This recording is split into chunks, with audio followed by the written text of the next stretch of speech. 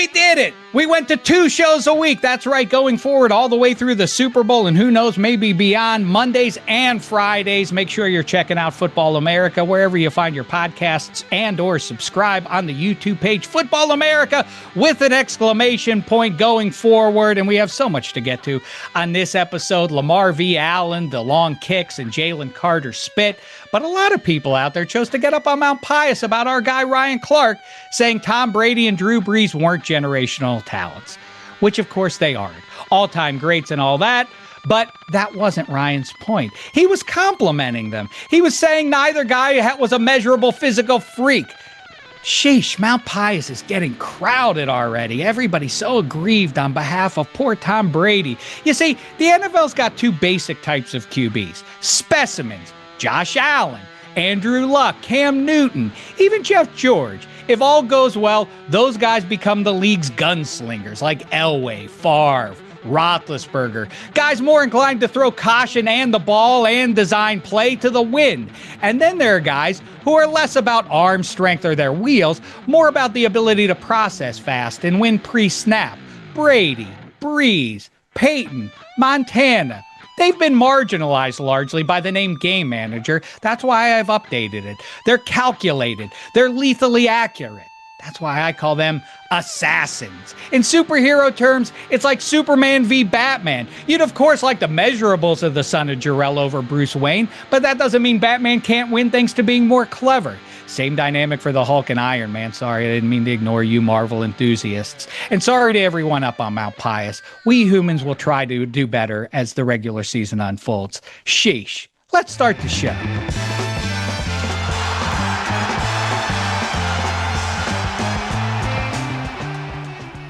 Oh my, what a week 1. Hi and hello, my fellow football Americans. Today's episode of Football America is presented by DraftKings. DraftKings, the crown is yours. So much to get to. Let's jump right in. The Fuentes brothers, as always, are behind the glass in Miami. They have the con. It's your old pal Dave Damashek here in Los Angeles. We have Geoff Schwartz coming up in just a second here to help break down what we saw in week 1. Greg and Chris Cote are along for the ride. For the news and beyond, let's get to it right now. In New York City, here's Black and White Bradley with the Objective News. Thanks, Dave. Well, America's team staged an epic comeback Sunday night. The Buffalo Bills beat the Baltimore Ravens 41-40 in the final seconds of the game. Football Americans voted Buffalo as America's team for the 2025 season. Good or great choice? Oh, my goodness, 41-40. I don't want to get over my skis about it, but really, I think makes the list right in my head. And we're going to get into some knee-jerk reactions here with the Cotes in just a second here and with the Fuentes brothers. It's a family affair here on the show today. One of the great regular season games that I've seen off the top of my head, and I guess the first thing that occurs to me is, who was the best player that we were watching? Ed Oliver was dynamite, and he's an afterthought. James Brooks, also great. Keon Coleman, fantastic. But if you want to look at the MVP race, just look at the top 3 performers in that game. Was it Derrick Henry? Fumble notwithstanding, or was it Lamar Jackson, who came to his teammates' support when a fan hit him in the side of the head? Or was it the reigning MVP, Josh Allen? Let's start with the legend there from the Miami Herald and from the Greg Cote show. It's Greg Cote. We'll get to what happened down in South Beach or what happened with. We don't have to. Yeah, let's not. I'm not. Yeah. I think we're going to, Greg. I think I think we owe it to ourselves. To do it. But first, let's talk about that gem of a game that we saw on Sunday night. Wow. I mean, first of all, have we anointed the Bills as America's team? Now, I know we have to dethrone Dallas. They haven't earned it in 30 years. But is it the Bills now based on that game? Because I don't even know. Based on, please, Greg, we took a vote and everything. I assumed that you had weighed in here. Okay. Your voice is a powerful one in Football America. I guess you ceded that opportunity. But yeah, we conducted a vote and everything. The Buffalo Bills came out in a decisive vote. Not the Eagles. That's not the Eagles. They're the reigning Super Bowl champs, and we're not front runners here on Football America. Yeah, of course not. That holds the trophy. Yeah. The Bills are set up neatly to be that. All our hopes and dreams can be pinned to this team that's never held a Lombardi even once. Anyhow, Yeah, I'm surprised though, because I didn't know the Bills were New York's team. I mean, I think Jets fans and Giants fans might disagree with that designation, but I got to give credit where it's due. I don't blame the Ravens for choking as they tend to do, as much as I give Josh Allen and the Bills all the credit for that comeback. It was what a cherry on the top, as the saying goes. I thought Pittsburgh Jets was the game of the week until I saw that game. It was just, you got to give credit to the Bills. Now, if they can actually get to a Super Bowl again, since the one that they lost 4 times in a row in the 90s, I'll give them a little bit more credit. They need Josh Allen needs to make that next step for him to really anoint himself as an all-time great. Josh Allen is doing everything he needs to do. Watching that game last night after being a Dolphins fan for that 1 o'clock window, I was like a scorned lover at a bar, drunk, looking like I wanted to cheat on my Dolphins last night with Josh Allen. She was looking good, Josh Allen was last night. I wanted her, and I didn't get her because I'm never going to have her because I have the Dolphins. Makes you feel dirty. I mean, you have Tua, and 2 years ago, there was a legit conversation about Tua in the MVP race. I mean, we'll dig in on these. It seems like so long ago. It really does. Right. We've talked about the amnesia as recently as 2 weeks ago. I was saying, settle down about the Dolphins. They're just fine, at least on offense. I'm looking bad for that one. And like the late, great Jerry Orbach says at the end of Dirty Dancing, when I'm wrong, I say I'm wrong. And 1 week in, it looks like I was wrong about the Miami Dolphins offense. I did not pin my hopes to the defense. I thought at least from a fantasy play, at minimum, they might be a good bet there. I'm sorry for you, Chris. I'm sorry for any Dolphins fan out there, because it does look like what we did talk about was the potential for them to spiral in a way no other football team might do. The conversation is now in full throat. Wait, Mike McDaniel, forget about in at the end of the season. Is he going to survive the month? Why am I hearing wait? The only hope that I have is that maybe the Colts are America's team. Maybe the Colts are that good, and it's not about the Dolphins here. Maybe the Colts are America's team. Follow me, guys. No? Nothing? Why are we hearing an Eagle? Yeah, what's going on? When they have no place in that. That Daniel Dimes is out of the Eagles' hair. He is now Indiana Jones in Indianapolis. And it's America's team. So when you hit America, you think the ball. Let's try this again. Right. America's team. There you go. It's at best a confusing message, though. You're the one that took it there. Bills. Does a buffalo make a noise? My mouth heaves and such. But I know. Yeah. Maybe not, but America's team does. Right? So we're ruling out the Colts as America's team. Let's do that. All right. Well, I did tell you that they're the AFC South champion, and 1 week in, that looks like a fairly savvy play by me. Does. All right, we're gonna talk more, obviously, about that dynamite game. But next news item, Bradley, take it away.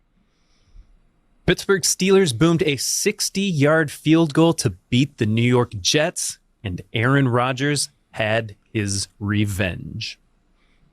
You spoke about the meeting with Aaron Glenn on McAfee a few months ago. Beating him, is there significance in that, since he basically told you to your face that he didn't think you were right for that team? Yes, that's what he did. So there's significance in beating him for you? I was happy to beat everybody associated with the Jets. I'm conflicted here because I heard past Aaron, like on Thursday or Friday, say that this game was just week 1 and it didn't hold any extra weight for him. But now after the game, it seems like it did matter a little bit more to him. Greg, how say you? I agree. I think Aaron Rodgers is the player of the week, with all due respect to Josh Allen. I think with the stakes he had playing his former team, everybody says he's 41, he's over the hill. In one game, I don't live in Pittsburgh, but I'm guessing in one game he has convinced Pittsburghites, Pittsburghers, whatever you all call yourself.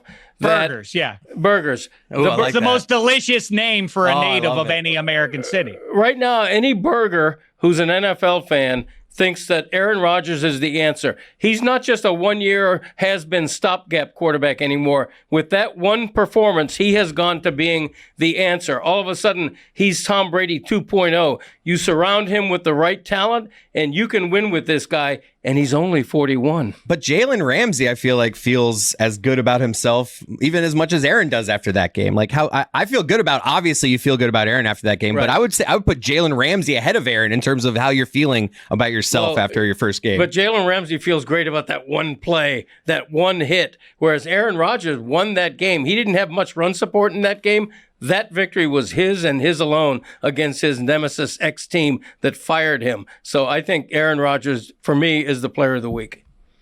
Well, I mean, pretty bold. And I thought Aaron Rodgers was good. I have to push back a little, Greg, when you say all Steelers fans. You said Pittsburghers, but Steelers fans are now, maybe getting their hopes up a little bit. I thought Aaron Rodgers played well. I don't think he was a world beater. He almost threw a pick twice in the second half there. It was a fluky play that ended with the ball in DK Metcalf's lap on the final drive. It did require 2 long field goals by Chris Boswell. By the way, regarding the Chris Boswell game winner, 60 yards, that looked like it was good from 75. That's a conversation for another time. That kickers, I mean, this is something I've talked about for a decade now. Kickers are too good now. They're throwing out of whack what the framers of the game intended way back when they started this thing. It's kooky that guys can consistently make 50-plus yarders, although there is a little bit of a division. Look at the Browns. They could make a 35-yarder or an extra point. But as far as that goes, if the Jets make an extra point in the first half, they don't go for 2 in the fourth quarter, thereby giving the Steelers the margin of victory that they have with the Chris Boswell game winner. It was a little bit of an adjustment if you are trying to lean on the players wearing the uniforms versus what Jerry Seinfeld always has said about rooting for laundry. I mean, DK Metcalf, Jonnu Smith, Jalen Ramsey, and Aaron Rodgers were the difference makers. Who? On the Pittsburgh Steelers? None of those guys were on the team a few months ago. Listen, week 1, if you are a fan of a team and you got a strike in the win column, then you should be happy and not nitpick about how they did it. I'm not overwhelmed by the performance of Aaron Rodgers. That leads us nicely into a segment that Mike Fuentes texted a few hours ago. I have done for a long time. Longtime listeners will know the jerk list. We're giving it a freshening here with knee-jerk reactions here. And, 60 minutes of evidence is almost as bad as trying to come up with things in a vacuum about what you think is going to happen. Now we overreact because the only evidence we have is one game. And so let's dig in here with that in mind. Mike, take it away. What are you talking about? Set the Cotes and me up here for the conversation. So we like to have knee-jerk reactions after week 1. Chris Greer. Great. We're going to determine if we all know Chris Greer's a jerk, if you're a jerk or not with these knee-jerk reactions. So am I a jerk for thinking Justin Fields is taking the Jets to the playoffs? Greg, you start us off. Jerk is a strong word, but yeah, you sure are. I thought Justin Fields played a solid first game, totally overshadowed by Aaron Rodgers. I don't think the Jets are a playoff team, and one of the reasons is that the defense, which I thought was pretty good, really was not pretty good at all. And so in a fairly, not a tough division, but a division where you're going to have to fight to finish in second place behind the Bills, I just don't see the Jets doing it this year. I mean, I don't think you're a jerk for that at all. I'd rather have Justin Fields than Tua, and that's how I do all my math. That's how Gino is too. Gino's a big Justin Fields guy. I love Justin Fields. Yeah. I want to weigh in on this one too, because I have said now for really 18 months, I have beat for beat pretty much called how the Justin Fields experience was going to go in Pittsburgh with Russell Wilson in front of him and then behind him with injury and then took back over. I told you exactly how it was going to go down with Fields in Pittsburgh, and so it did. Now he lands with the Jets, and I said if the Jets beat the Steelers in week 1, I don't know where Tomlin and company go from that point. They are very lucky to have survived that one. And my big takeaway in the QB league, looking at the side-by-side of Aaron Rodgers and Justin Fields, is Justin Fields was just as good. There was nothing that Justin Fields did against Pittsburgh that makes me change my opinion that Justin Fields was the better option as a bridge quarterback in 25 to get you into 2026. Do I think their Jets are going to the playoffs though? No, because the Bills are going to win the division. So now you're in the wild card chase, and they're already 0-1, and they're the Jets after all. So no, they're not going to the playoffs, but I'd be happy about Justin Fields at least. The Lions Super Bowl window has closed. Was it ever open? Wow. I mean, the last couple seasons, I would argue it's open. The last couple of seasons have been good. I don't think it's closed any more than it has been. I don't think they're the best team in the NFC or perhaps the second best team. Offense looks a little off without Ben Johnson. I'm going to have to see something. A little off. I mean, that's what I mean. Like, I'm not going to, 1 week, I'm not going to close the door, but I'm saying that's what this is, Chris. Knee-jerking reaction. The window. Are you a jerk? There's definitely a screen on that window. There you go. It's still open a little bit, but there's a screen, so it's hard to get really anything through Keep there. the flies out. Yeah. Yeah, that's what that does. Plus, their defense, to me, is not a championship defense. Hutchinson being back, though. Yeah, that helps. I mean, it's good they finally paid him. Well, the defense did not look special in Lambeau, but the thing and the coordinator thing, and we're going to talk some more about that, and I'm sure it's going to be a point of conversation over the course of the season if things continue to track the way they did. But side note, I said it last week, I have to say it again. These division games should not be played in week 1. They're too important. And by the way, same goes for Bills and Ravens. Now we know for the rest of the season that the Ravens are going to have to be a game better than the Bills to get home field advantage. That stinks. It's too important right out of the gate there. It's like Ohio State and Texas playing in week 1. Too valuable for that determination to be made here already. But anyway, yeah. Are you a jerk for that? I don't know. But I do think the biggest practical concern for the Lions is, aside from the coordinator stuff, is that the offensive line did not look good. And that was the reason that they were able to truck teams for the last couple of years, and losing, as it turns out, 40% of that offensive line during the offseason probably is not optimal. Next one. The Miami Dolphins are headed for last place in the AFC East. Go ahead, Greg. Take it away. Well, wait. Do we start with Greg, who has a dynamite piece in the Herald today that you should definitely check out if you want to get down into the dumps as an Aqua and Orange supporter? Go ahead, Greg. Well, thank you for reading my column. And I think anyone who's read the column knows I'm not an apologist today for the Miami Dolphins. Right, you're playing both sides. You're saying that it was a terrible game, but everything's fine. Okay, the definition of overreaction in the NFL right now is Miami Dolphins fans and there are a lot of them, and I gave birth to one of them. Miami Dolphins fans right now are like, fire everybody, trade everybody, blow it all up. After one game. But you're proving that there's nothing that could have happened in that game that would make you say it. To say that after one game? Yeah. No. Let's go. It's called knee jerk. The thing is this, Greg.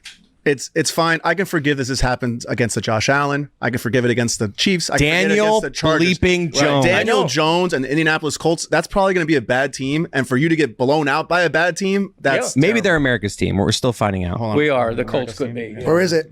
Oh, I got to get it. Come on. We're counting on you to be on top of this stuff. By the way, whoever just said that, there were so many voices, I'm not even sure who deserves credit for that one, but that's exactly right. There are two teams, as some people need reminders in every one of these games. We don't know. I think it sounded like you were making a point, Mike or Gino, about we think the Colts stink, and so this is extra bad. But maybe the Colts will be what I said they're going to be, which is the division champ, and specifically Lou Anarumo coming over there. I keep saying it. Poor man's Vic Fangio effect in Indianapolis this year. They have some real good defensive pieces there. And if Anarumo can tune them up, why, since he ran him out of town, I'm not exactly sure. But they did, and to the benefit of the Colts. And so I think that the Colts may end up being a legitimate team. The question is Danny Dimes. He looked just fine there against that Dolphins defense, but that feels like that's going to be a liability too. But Greg, you're saying then that right now, at best guess, does Mike McDaniel finish the season? Does he finish the month? How quick are they going to have a knee-jerk reaction in the building there? Yeah, my opinion hasn't changed based on an opening game that was a disaster. I think he's going to last the season, but I think the Dolphins need to not only make the playoffs, but win a playoff game, which granted right now sounds impossible, but I think that's what he has to do to save his job. I think this whole season it portends change if they don't make the playoffs and win in the playoffs. I think Chris Greer, the GM, is out. I think Mike McDaniel is out. Tua has a contract where he's probably still good for a couple of years, but I think the fact that they might trade Tyreek Hill before the season is over has become more and more likely. So it's definitely going to be a season of tumult for the Dolphins, no doubt. Boy, I like the pronunciation of tumult and all the rest of it. And I wouldn't be surprised, and we will definitely ask Geoff Schwartz about that as the Chiefs backer here on Football America. I think that Tyreek Hill to the Chiefs does make some sense after what we just saw, the firepower of their chief rivals. Pun intended, I think, with the Ravens and Bills there. I mean, that was my takeaway. You could, however excited you were, let's say you're a Steelers fan like me. Oh, our team put 30 up on the board. The QB didn't look like he's going to be a drag on the season or anything else. Then you watch Bills and Ravens. What's a moot point? I mean, they're not beating either one of those teams in a big spot there. Greg and Chris, though, and by the way, bottom line is, Chris, get ready here with the Han Solo edition blaster. I don't know who's got that one. Here we go. Chris Cote, you're a jerk. There we go. Sorry. That wasn't me. Mike is the one who exacted the toll on you with that. You gave the code red. Okay? You gave the code red. I did my job. Now, Greg and Chris, but Greg, I imagine you as an icon of Miami sports. Thank you. I think this is going to feel like a hot take, and maybe it is. But I do believe this sincerely. On the bright side, I think that if the Miami Dolphins in 1985 had been able to survive the New England Patriots on a rainy day in the Orange Bowl, they would have repeated what they did to the Bears in Super Bowl 20 on the fast track. And I think they would have eliminated one of the storylines of the Super Bowl era, that the Chicago Bears are the greatest single season defense of all time. How say you on that one? Wow, that's going back. I don't know. It's what I do. I think you stumped him, if I'm being honest. I see it in his face. He has no idea. I mean, I don't know how to answer that. That is it's a strange supposition. I don't believe, LeBatard does that to me all the time. I don't really believe in playing what ifs to that extreme. I literally don't know how to answer that question. It's only 40 years All right, ago. well, wait. Get the blaster again. You don't like playing what if. Yep. You're on a show with me. Now who's a jerk? Get it ready. Oh, no. You're a jerk. He's the jerk. I'm a jerk. Of course we like what ifing. I admit it. Here? I admit it. All right, here's another one for you very quickly. Okay. Is Don Shula is rightly one of the icons of the Super Bowl era. However, he failed Dan Marino by bad draft after bad draft after bad draft. Mark Clayton and Mark Duper were very good pass catchers. Yep. Neither one of them is in the Hall of Fame. He kept trying to hammer away at defense and otherwise, never got that team right. He was outmoded as a coach, a guy who wanted to run the ball, as Dan Marino, the guy at the trigger, was lighting up the NFL in a way no one had ever seen before. And really, only now are some of these quarterbacks starting to catch up with what Marino first displayed for us in 1984. Don Shula failed Dan Marino. How say you? I like this one. I could argue as effectively that Dan Marino failed to win a Super Bowl with so much talent around him, particularly offensively, including those two receivers. But in retrospect, that aren't Hall of Famers. In retrospect, they should be. At least one of them should be. In retrospect, I don't think you're wrong about Don Shula, and I think that was a regret of his. I did one of the last interviews with him in his home office, and he expressed some regrets. He expressed that I said, "What is a regret that you still have? We couldn't win another one for Danny.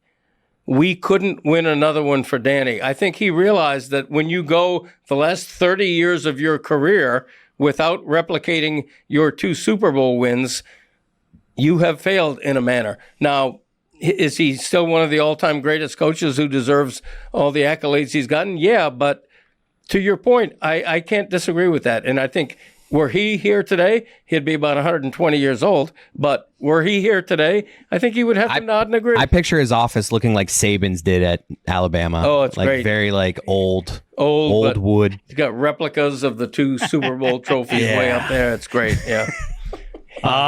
Listen. Well, you know what? I think that was just an hors d'oeuvre. I think we need to do a deep dive on this case.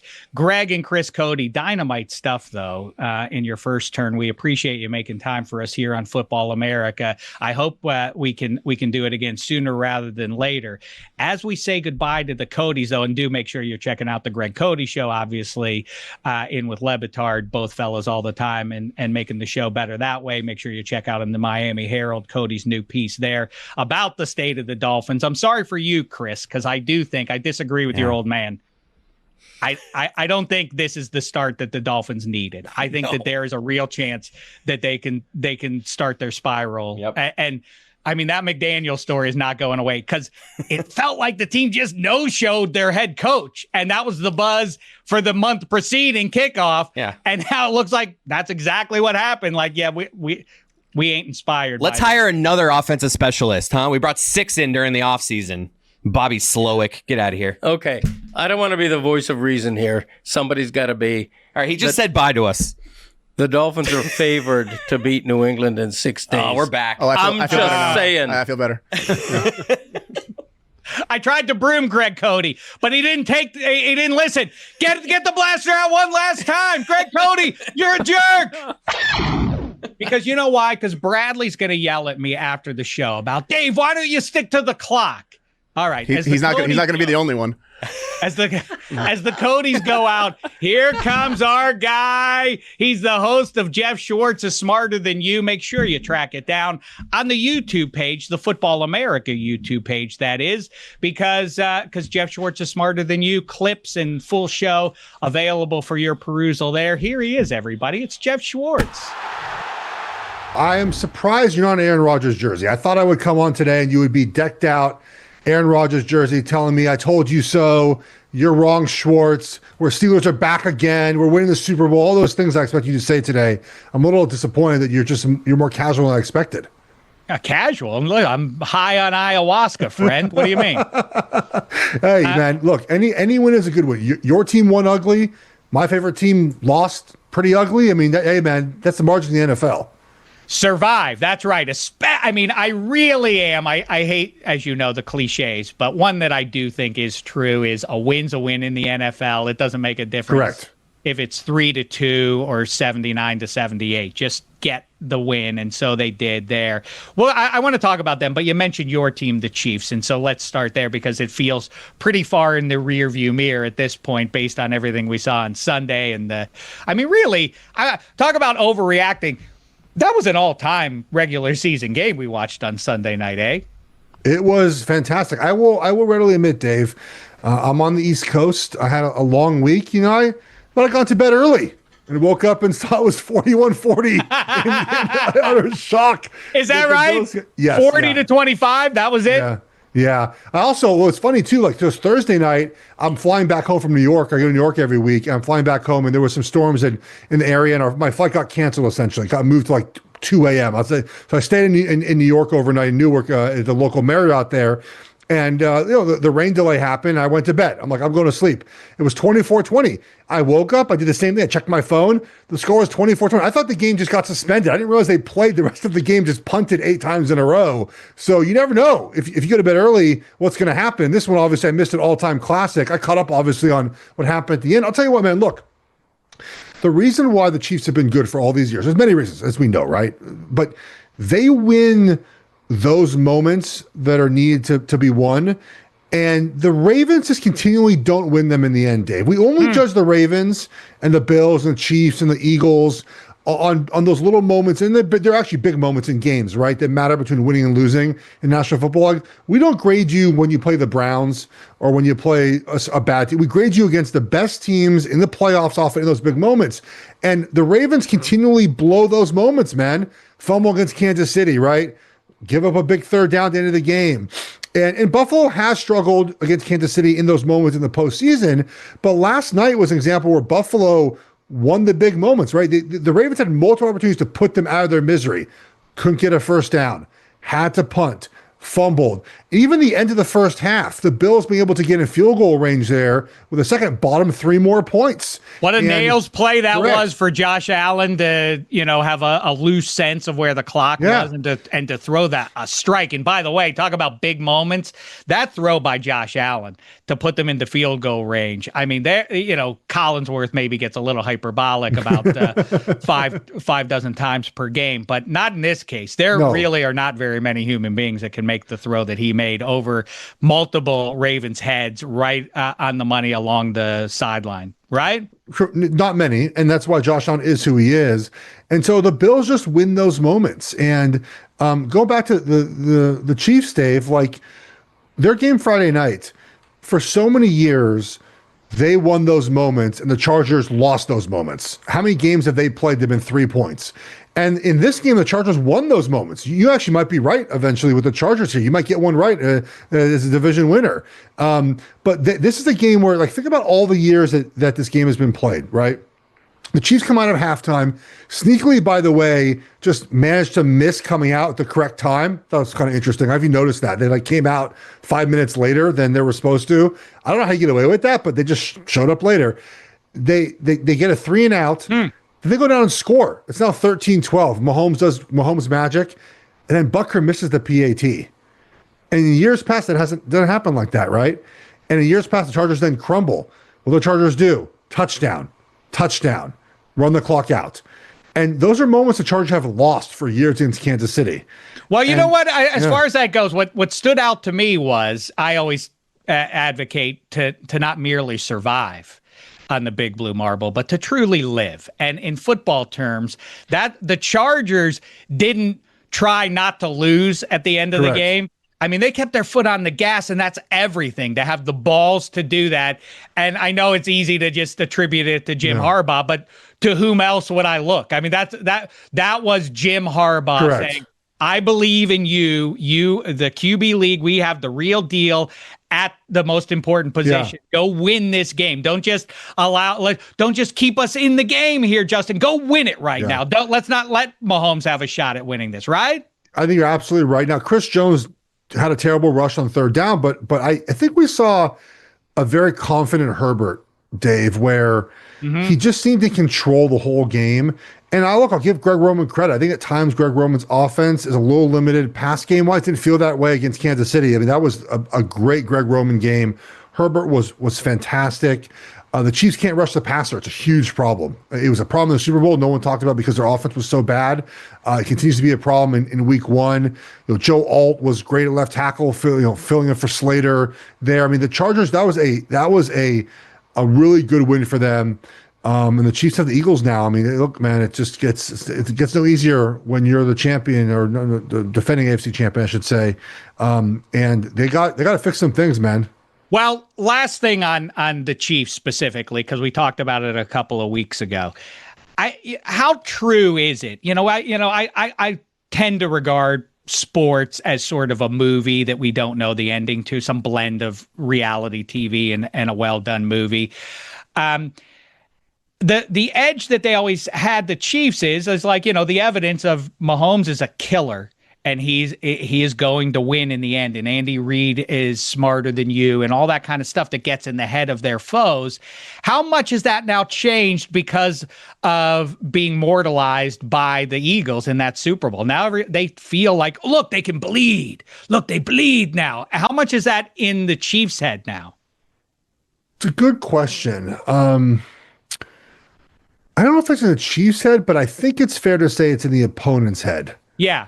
Like, I don't know if the Chiefs don't feel any differently, but I think that the opponents probably feel some sort of way that Kansas City, we saw the weaknesses, we can exploit the weaknesses. And look, I would say the offensive line wasn't bad against the Chargers. So I don't think it was that thing, but the pass rush is a legitimate problem. And we saw that problem continue to manifest itself in that game. But I think teams probably view Kansas City now as a little more mortal after that game. And maybe they're just not there's not, what's the best way to put it? There's not going to be, as much. Yeah, there's not going to be like, oh no, we have to play the Chiefs now. Like there's going to be a little bit less of that, I think, moving forward.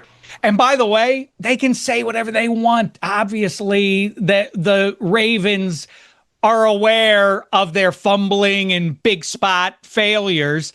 And Derrick Henry, it's not a small matter. That was an all-time performance we saw. Jonathan Zaslow on LeBatard on Monday was talking about Derrick Henry as maybe the greatest running back of all time.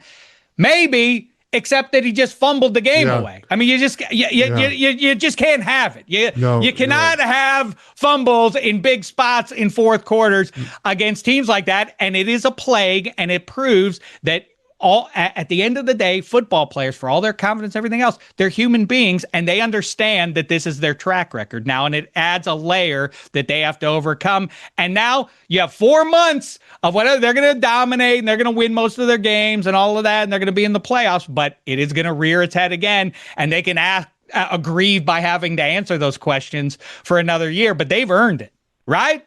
Yeah, I think you're right on that. The Ravens, again, like just, you mentioned Henry, like he defies the odds as far as running backs. I mean, that of the age, we talk a lot about, that a lot, like how running backs sort of, as they get older, just aren't as good anymore. He defies that logic. But again, it comes back to me, Dave, like in those moments, the Ravens just aren't as buttoned up. They make too many mistakes. And that's another one, like just holding the football, man. Like you can't lose the football at the end of that game. You're trying to win that game. It'd be a huge road win for you guys. You scored 40 points and lost. It's not good football. I mean, that's right. As simple as that. By the way, I should have said at the top of this segment, but I'm dumb, and so I didn't. We're calling this segment with Geoff Schwartz, when we review what we just saw, points per game, because we're making points about the games that we just watched. See, it's so clever. So let's move all the way back to Thursday. You mentioned the rainstorm. I mean, it's a flattering way to describe Jalen Carter spitting on Dak Prescott. Dak suffered. It was a very focused rainstorm right on Dak Prescott right at the start of the season. Obviously, people discussed it on a human level. Does that happen a lot? Is it one of those things that just because of the advent of HD, we're just now becoming aware that this happens fairly often? And have you ever been on the receiving end or the issuer of spit? Oh, I would never issue a spit. That to me is the most disgusting thing you could do on the field, right? I mean, it's just so disrespectful, Dave. I can think of worse things you could do on the field, but still. I mean, like a groin punch is up there. So probably groin punch and spitting. I mean, what else can you do, Dave, that really is like... I've heard from a lot of guys that when the pile up for the fumble is going on, that there are balls and otherwise that are grabbed, and I don't just mean the football. Yeah, so I've not been in a ton of those. I feel like that's a lot of myth. I think what happens under those piles is people are just trying to get the ball out, and they just start punching and pulling and grabbing. I don't know if you're going quite for the groin, and then instantly you can't see anything under there, Dave. Like I think it might, if the groin gets hit, it gets hit. But I've been punching the groin in college, and also in college I got spit on by a player, like straight, like just like Jalen Carter. Yeah. Wow.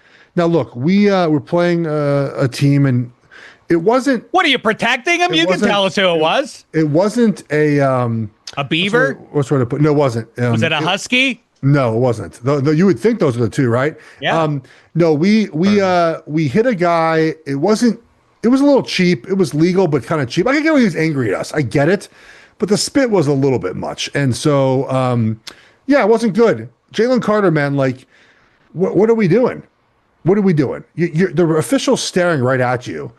You hawk a loogie at Dak, like you're going to be tossed immediately. It's just not. You're out of here, buddy. And so terrible way to start the season for the Eagles with him getting ejected. Now, obviously, it was fine. They won anyways. He won't be suspended. I don't think there'll be suspension for him, but just nasty, man. Why are we spitting on people? Yeah, but it was generally an uninspired one, and I guess you can point at the fact that they were down so many defensive pieces, one of which, the Jenga piece of the Eagles, in my book, is Jalen Carter. So once you yank him out, as the game's starting, that's probably not good. One time, just a human question for you. One time I was in Chicago rush hour, Lower Wacker, where Batman and Joker, like they have their car fights and everything in the Batman movies. One time I was in rush hour traffic, like stop and go, like merging and whatever. And then I merged in. I did nothing wrong. But the guy behind me, he was laying on the horn because he didn't like that I merged in front of him. And then I started waving at him, which is very charming to do, to wave and laugh at somebody when they're giving you the finger and honking usually. But this guy didn't like it. And so I looked in the rearview mirror to see what he thought. And I realized, oh, he's not in the driver's seat of his car anymore. So now I was immediately nervous. So I went to lock the door, but I was too late. And he opened my car door.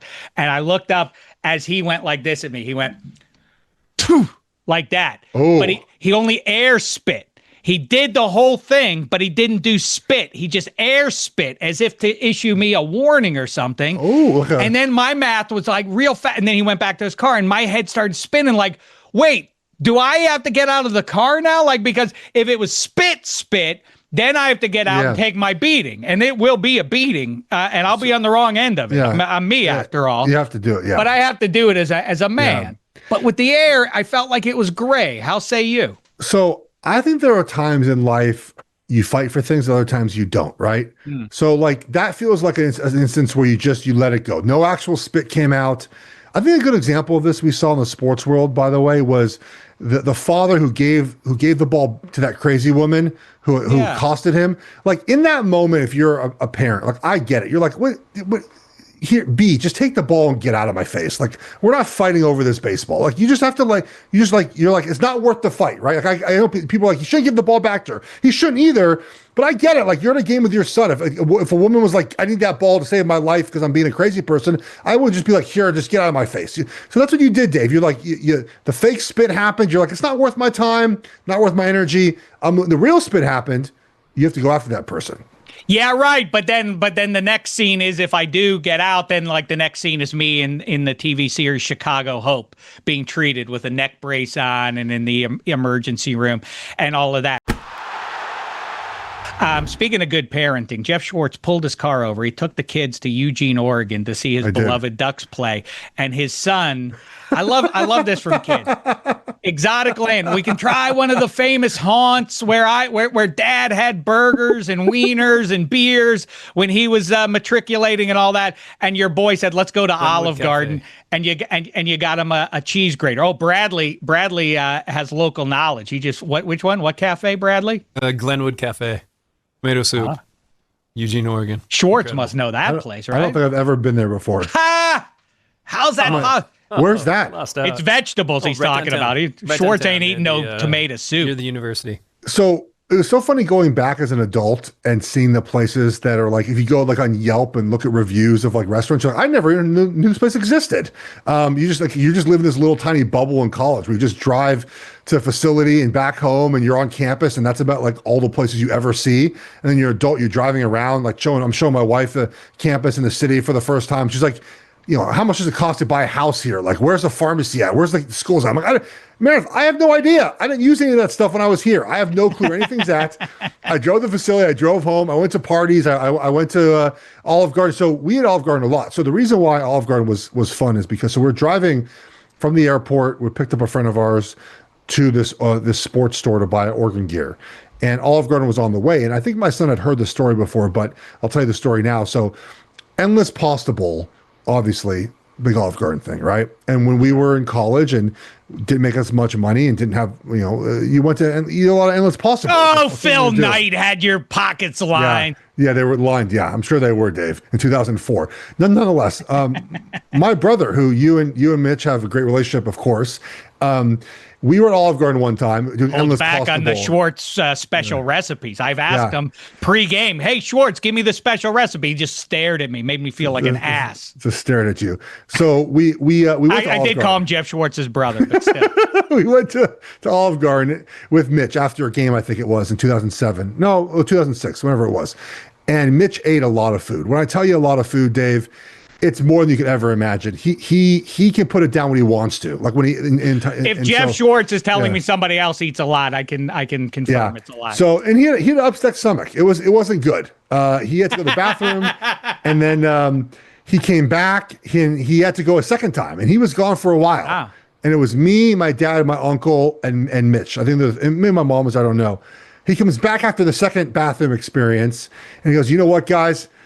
I think it was the mint." And we laughed harder, Dave, than you could ever imagine someone laughing at a restaurant. And so he said, "I think it was the mint." I mean, Dave, he ate at least 2 bowls of pasta, meatballs, sausage, a basket of breadsticks, like a lot of food. And so he said, "I think it was the mint." And it was just incredible. It was great. It was awesome. It was so good. So my son knew the story, I think, and wanted to eat there. And you got him a cheese grater as a result. I want to hear more about that because I'm fascinated by the idea of in a playoff game, like what if your best player has a real bad belly on that day? Like, I mean, that must happen all the time. But before you go today, I did want to talk about this because we're kind of knee-jerk reacting to things, or is this a knee-jerk reaction? The Lions, an offensive juggernaut the last couple of years, and Aaron Glenn, was tuning that defense up and kept them relevant at least. How hard is it with the same pieces basically in terms of personnel? But now it's the buzz, for the last 3 months. But I mean, it felt like the Lions were missing Ben Johnson quite a bit there. How hard is that transition if you're Dan Campbell and one of the players to be like, yeah, but now Ben Johnson's gone and this cat wants to do it a little bit different? I think it's hard, Dave, because not only that, but the offensive line is different too. Right. It feels like that the Lions, they got as close as they're going to get. Like Jared Goff, good quarterback, not great. They got the most out of Jared Goff in the last 2 years. Like, are you going to continue to get a third year in a row of high-level offensive play with a new coordinator and new pieces in the offensive line, and hoping Jared Goff can do it again for one more? Basically, it's kind of mean to say this, but like play better than he is, right? Like, I think he's a good, serviceable quarterback. At certain games, he's better than other games, but he's not. No one would rank him in their top 10 of quarterbacks, right? And so, can you get the same production out of him with a new OC and different offensive line? And the answer in game 1 was no. Now, it's a long season, but they have a tough schedule. They're at Kansas City. They're at the Bengals, they're at the Commanders, they're at the Eagles, they have their 2 more divisions, at the Rams as well. Like, it's a very difficult schedule. So I think it's fair to be a little concerned after game 1. Game 1, you should have a lot of your best stuff. You've been preparing for this for 2 weeks now, and we did see teams around the NFL, I think, bring out some of their best stuff. And for Lions to basically not have it, I mean, that game, they were not close the entire game. It was not a close game at all. That is the striking thing to me. We can sing songs about the Packers. They looked way better than the Lions. Again, just 60 minutes of evidence. Great stuff, Geoff Schwartz. We appreciate you joining. Geoff Schwartz is smarter than you. Track it down wherever you find your podcasts. But even better, go to YouTube because you can look at the glory that is Geoff Schwartz on camera on the Football America YouTube page. Thanks, Geoff Schwartz. We'll talk next week. There goes Geoff Schwartz. Good times. Like talking football with that fella and beyond. Just very quickly, Gino, on the human level, did I need to get out of the car with the air spit or no? Nah, you're a grown man at this point. You're, 50 plus years old. If you were in your 20s, maybe you could justify it, but even then it would have been a bad decision. So how do you know what age I am? You don't know if I'm 50 plus. I could be 37 years of age. Well, yeah, who are you to assume? Day over. Wow. Yeah. You know what, Gino? You're a jerk. Give it to him, Mike. Give him a taste of the blaster real quick. Give me a second. You'll feel it. Here we go. It works really well when you have to pick it up. Take that. Oh, wait. Yeah, that's better. I like him having to wait because then you get pregnant with fear about it. Okay. We don't have the benefit of knowing what is going to happen in Monday Night Football, but that's no reason why we shouldn't talk about it and pretend that we do know. What did you think of the game on Monday night there, Mike? The Vikes, the debut of Ben Johnson and J.J. McCarthy and Caleb Williams getting his second shot at it, a mulligan season, if you will. Man, Caleb Williams looked good. Mainly because of Ben Johnson, because in my magic globe of futuristic viewing, I see that Ben Johnson has worked his magic on Caleb Williams. My little finger painted quarterback has done well, and he has defeated the Vikings at home at the famous Soldier Field in Chicago. Let me tell you something. I am a believer in, and this isn't the first time you've heard me say that, but it will be something that I say over and over again, and that's why I think Caleb Williams is going to work out because of Ben Johnson. But I am equally a believer in KOC and what he's going to do with J.J. McCarthy. Keep in mind, the big story was last December, how are they going to let Sam Darnold go? And then Sam Darnold played poorly down the stretch. And so it was easier to say goodbye to him. But then the question, should they maybe really be trying to keep Sam Darnold? No. Kevin O'Connell is the secret ingredient, or not secret ingredient. It's not McCarthy at the trigger. It's the guy calling the plays. He's going to make McCarthy a high-end performer. I think the Vikings are going to be maybe a surprise to some people. I don't think they're going to repeat 14 wins again, but they are going to be a factor in the NFC more so than the Bears will be. And that's why the Vikings survived in Chicago. And that's that. And that's the end of Football America for right now. But we will be back at the end of the week to get you right for week 2. Until then, for both of the Cotes, for both of the Fuentes brothers, for Bradley Campbell, and for Geoff Schwartz, thanks so much, Football Americans. It's been a thin slice of heaven.